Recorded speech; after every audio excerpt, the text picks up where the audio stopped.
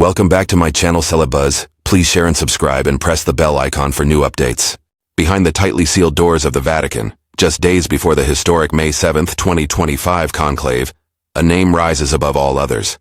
Cardinal Luis Antonio Tagle of the Philippines, often dubbed the Pope Francis of Asia. Known for his humility and charisma, Tagle isn't merely participating in the confidential pre-conclave meetings, he's helping lead them. Cardinal Tagle was recently appointed to assist the Camerlengo, the Vatican official who temporarily governs the Church during the papal interregnum. This appointment grants him rare and direct influence during this pivotal moment, signaling to many that he's not just a candidate for Pope, he's already shaping the Church's future. Though the Cardinals' general congregations are conducted in absolute secrecy, leaked insights reveal a Church at a crossroads. Vatican insiders say the discussions are not only about doctrine, but about the Church's global identity in the wake of scandals, divisions, and a deep yearning for renewal. In this context, Tagle emerges repeatedly as a favored name, not just for his theology, but for what he represents: a new, truly global Catholic Church. One Vatican source put it simply, if the Church wants to show it belongs to the world, Tagle is the clearest message it can send. Tagle's appeal extends far beyond Asia. Fluent in English, Italian, and Tagalog, he bridges cultures and connects with both clergy and lay people. As the former head of Caritas Internationalis, he championed the marginalized, refugees, the poor, and disaster victims, earning broad respect. His speeches at Vatican synods are described as moments of grace. One African cardinal said, "He doesn't just talk, he listens, then he lifts." Many see him as the spiritual heir to Pope Francis, not just in message but in manner. Like Francis, Tagle emphasizes mercy, pastoral care, and a church rooted in service, not rigid doctrine or clerical privilege. Tagle doesn't just echo Francis, he embodies him. For a church seeing rapid growth in Asia, Africa, and Latin America, Tagle's election would be a powerful statement. This is your church too. No more Eurocentric dominance, no more subtle colonialism. A Tagle papacy would be future forward, but not everyone in the conclave is on board. Some cardinals raise serious concerns about his ability to govern. His time leading Caritas ended with a Vatican restructuring amid management challenges. Critics say he's too soft-spoken to crack down on corruption or take control of the Church's complex bureaucracy.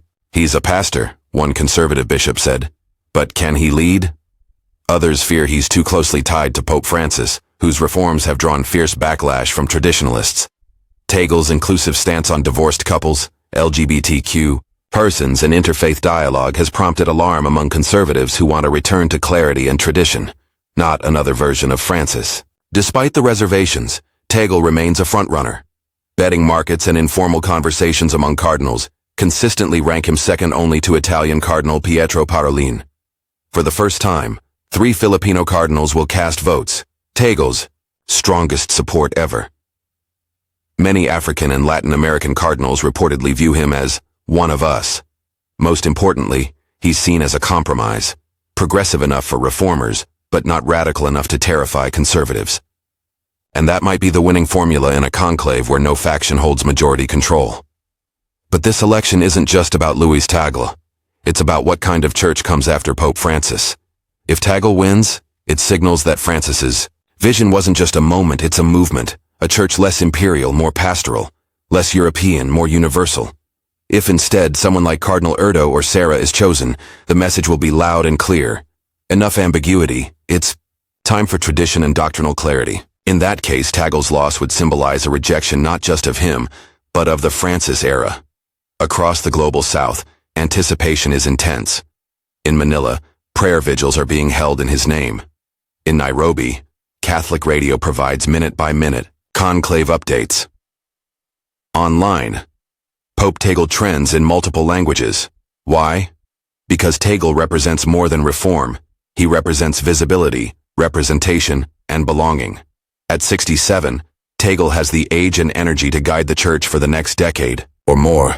But time is short. This might be his only real shot. Then came the surprise. A deeply personal handwritten letter from the late Pope Francis, revealed just days before the vote. It wasn't about policy or politics.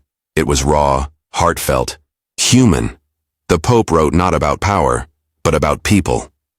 Never lose the ability to understand the hearts of the people, he urged. The church doesn't belong to those who crave power. It belongs to those who choose to serve. Tagle was reportedly stunned, not by ambition, but by humility. The letter stripped away titles and reminded him, and the world, what spiritual leadership is truly about. Adding to the intensity, Cardinal Victor Manuel Fernandez, Pope Francis's closest ideological ally and head of the church's doctrinal office, publicly entered the debate. He didn't just defend Francis's reforms, he drew a line in the sand. In media interviews, Fernandez called out conservative resistance and accused several unnamed cardinals of obstructing progress out of fear, pride, and nostalgia. Those comments weren't subtle, and they weren't forgotten. Cardinals like Robert Serra and Raymond Burke, long seen as papal contenders and conservative champions, are now facing exclusion. With Fernandez's influence and Pope Francis's legacy hanging in the balance, loyalty to the late pontiff may now be a prerequisite for papal consideration. In this atmosphere, Tagle may not be Fernandez's personal pick, but he benefits from the tone Fernandez is setting. Tagle stands out as a loyal reformer and safe successor to Francis's vision that could tip the balance. Then, whispers started reaching Tagle himself. Private doubts from senior clergy, accusations of mishandling abuse reports in Manila, rumors of leaked information, allegations, some vague, some serious. How did Tagle respond? Not with outrage, not with retaliation. He prayed, he withdrew from social circles, sought refuge in the chapel, and reflected in silence. Those close to him say he appeared shaken, eyes swollen, voice thin, but composed. When he did speak, it wasn't to defend himself. It was to pledge loyalty to the church, to its mission, and to its people, no matter who wore the white robe next.